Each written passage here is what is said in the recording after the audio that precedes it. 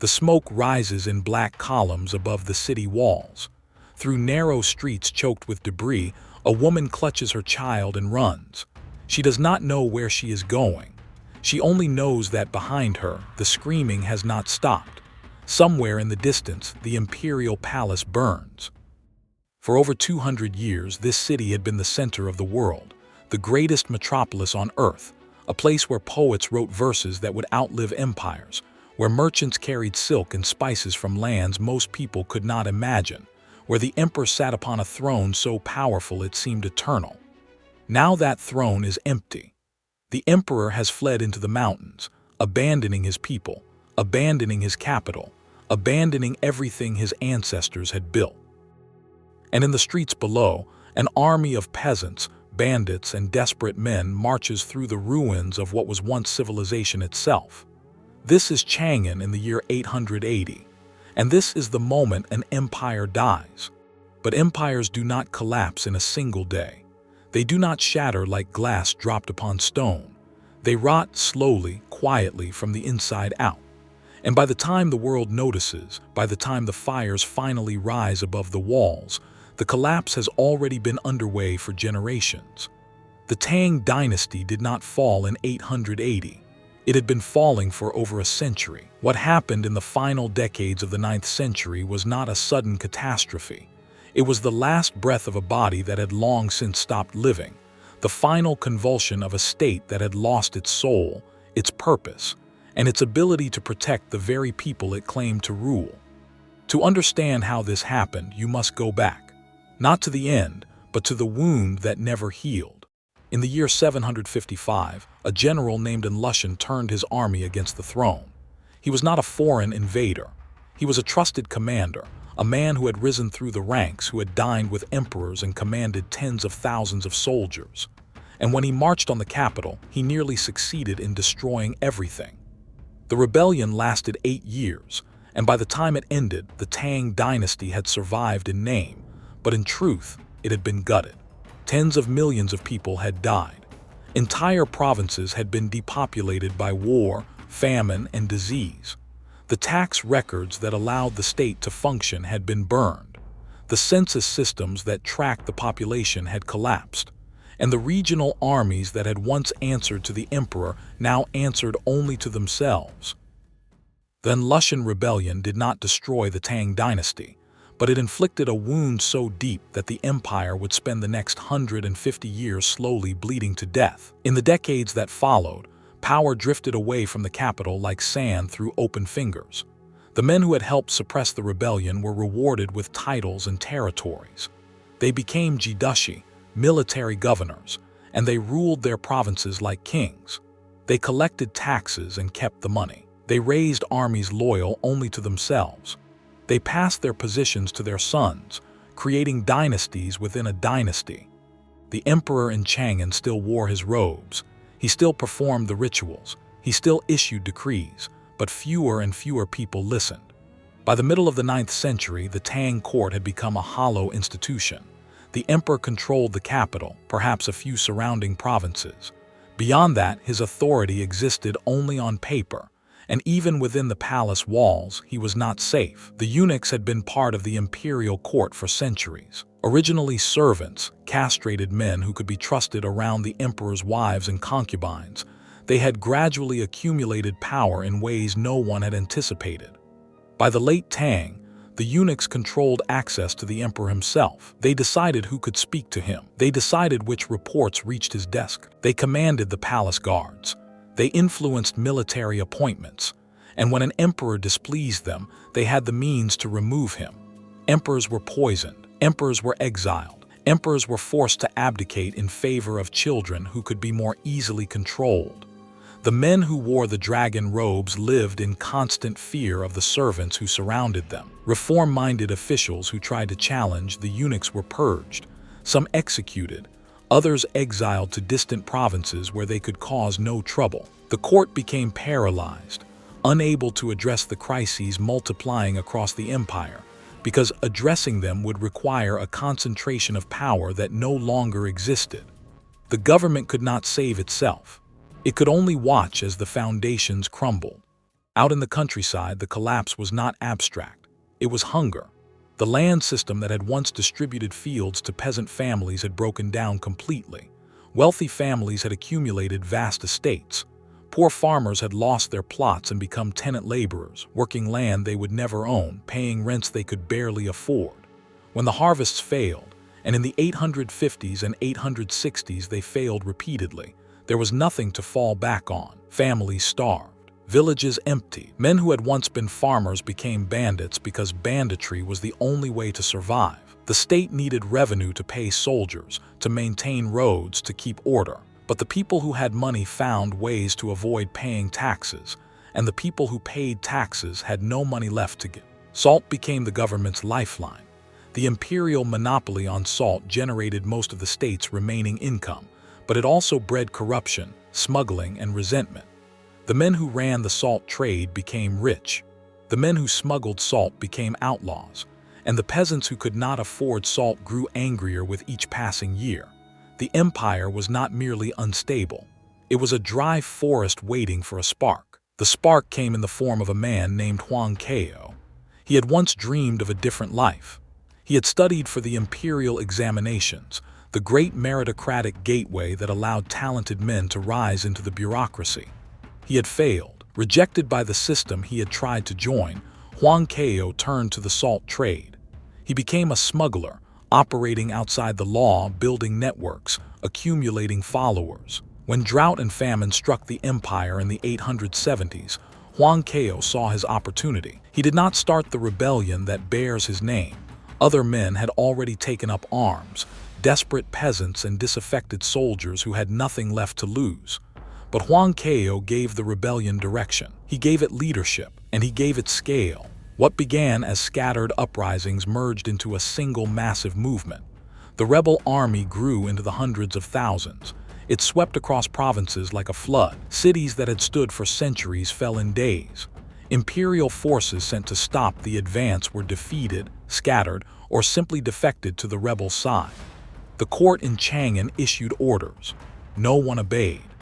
In the year 880, Huang Kao's army reached the gates of Chang'an, the greatest city in the world, the seat of emperors, the heart of Chinese civilization.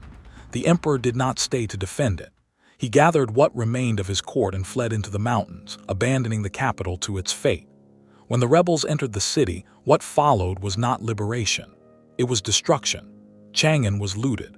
Palaces that had taken generations to build were stripped bare and burned. The great libraries, the temples, the gardens that had inspired poets for centuries, all of it consumed by fire and chaos. The massacres were indiscriminate. Nobles, merchants, servants, anyone who could not flee or hide. The streets ran with blood. Huang Kao declared himself emperor of a new dynasty. He sat upon the throne that had ruled China for over 200 years, but he could not hold it. The Tang did not die quietly. Scattered across the empire, loyalist forces regrouped. Warlords who had once ignored the emperor now found common cause against the rebels. Foreign allies were called upon. Former enemies became temporary friends. The war to reclaim Chang'an was brutal and long. By the time Huang Kao was finally defeated in 884, the capital had changed hands multiple times. The city that had once been the jewel of the world was a ruin, its population decimated, its treasures scattered or destroyed. Huang Kao fled into the mountains and died there, killed by his own men or by his own hand. The sources disagree. But his death did not restore the Tang. It merely revealed how little was left to restore.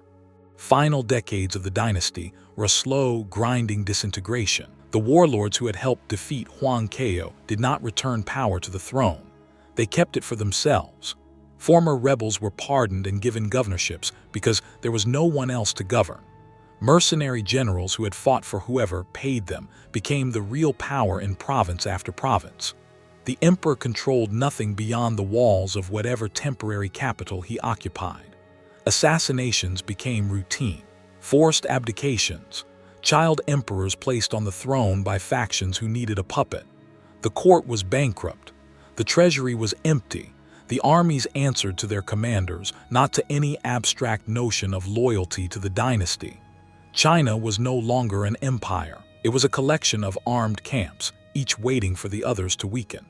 In the year 907, a warlord named Zhu Wen decided he had waited long enough. He had once been a rebel himself, a follower of Huang Kao who had switched sides when it became advantageous. He had risen through betrayal and violence, accumulating power piece by piece. Now he controlled the region around the capital. He controlled the emperor, and he decided that the pretense had gone on long enough. The last Tang emperor was forced to abdicate. The dynasty that had ruled China for nearly 3 centuries was formally extinguished. Zhu Wen declared himself the founder of a new dynasty, the later Liang. It would last only 16 years. China entered a period of chaos known as the 5 dynasties and 10 kingdoms. For the next half-century, the empire would remain fragmented, fought over by warlords and would-be emperors, until finally, decades later, a new dynasty would reunify the land. But that is another story. What matters here is understanding how it happened. How the greatest empire on Earth, a civilization that had pioneered printing, that had invented gunpowder, that had built cities larger and more sophisticated than anything in Europe, could simply unravel. The answer is not simple. It was not one rebellion. It was not one corrupt official. It was not one bad harvest or one weak emperor. It was all of these things, layered upon each other, compounding over generations. The Lushan rebellion broke the spine of central authority. The rise of the regional governors fragmented what remained. The economic collapse starved the state of resources. The eunuch domination paralyzed the court. The peasant desperation created an army of the hopeless. And when Huang Kao lit the match, there was nothing left to stop the fire. There is a moment in the life of every empire when loyalty dies. Not the empire itself, not yet, but the belief in it. The faith that the system works, that the rulers deserve their power, that tomorrow will be better than today. Once that faith is gone, everything that follows is merely administrative. The Tang Dynasty died long before 907. It died in the hearts of the farmers who could no longer feed their children. It died in the minds of the officials who could no longer imagine reform. It died in the calculations of the generals who realized that their swords answered to themselves. By the time the last emperor signed his abdication, he was merely acknowledging what everyone already knew. And yet we remember the Tang, not for its collapse but for its glory, the poetry, the art, the cosmopolitan culture that drew scholars and merchants from across Asia, the golden age that preceded the long decline. Perhaps that is the cruelest part of history. Empires are remembered for their heights, not for their falls. We read Li Bai and Du Fu and imagine a world of moonlit gardens and scholarly contemplation. We do not imagine the starving peasants, the burning cities, the endless petty wars that followed. But both are true. Both are part of the same story. The Tang Dynasty was one of the greatest civilizations humanity has ever produced, and it ended in fire, famine, and blood. There is a lesson here if we choose to see it. Empires do not fall from the outside. They are not conquered by barbarians at the gates, not usually. They collapse from within. They rot from the center. They lose the ability to govern, to adapt, to command loyalty. And by the time the final blow comes, it is almost a mercy, a release from a slow death that has already consumed everything that mattered. The Tang Dynasty did not fall in 880. It did not fall in 907. It fell in the countless small moments when people stopped believing, when officials stopped trying, when soldiers stopped obeying, when farmers stopped hoping. It fell in the silence between the screams, in the empty throne room, in the ashes of Chang'an. The woman with the child in her arms never reached safety. Or perhaps she did. The sources do not tell us. History does not remember individual peasants fleeing burning cities. It remembers emperors and generals, rebellions and dynasties. But she was there. She was real. And her terror, her desperation, her broken faith in the world she had known, that was the true collapse of the Tang. Not the abdication of an emperor, not the declaration of a warlord, but the moment when ordinary people realized that no one was coming to save them. That the empire they had trusted, the civilization they had believed in, the order that had seemed as permanent as the mountains, was already gone. And in that moment, as the smoke rose over Chang'an and the screaming echoed through empty streets, The Tang Dynasty finally, irrevocably, and forever ended.